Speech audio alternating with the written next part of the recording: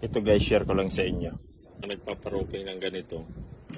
Ang roof na ito ay nasa 15 degree. So yung 15 degree na yan, so medyo may kataasan na rin. Kumbaga standard lang na. So ngayon dito, ito yung share ko sa inyo. Napapansin nyo yan. Lalo na yung mga malalapit sa kalsada. Hindi maiwasan itong mga alikabok. Buhangin, maakyat dito. So, ito ang ginagawa namin dito. Kasi hindi ito usually natatanggal pagka malakas ang ulan. O depende sa lang ano ng ulan. Pero ito minsan hindi ito natatanggal. So, minsan naiiwanan. Lalo na kung makapal. So, ang ginagawa namin dito, kumuha lang kayo ng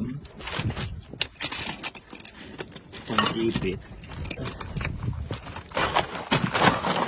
Ito yung 90 degree ito. Gamitan nyo lang na ito.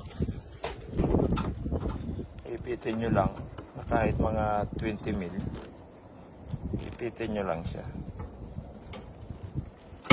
Yan, ganyan. Kahit mga 5 degree lang. Para hindi mo na itupi na siya.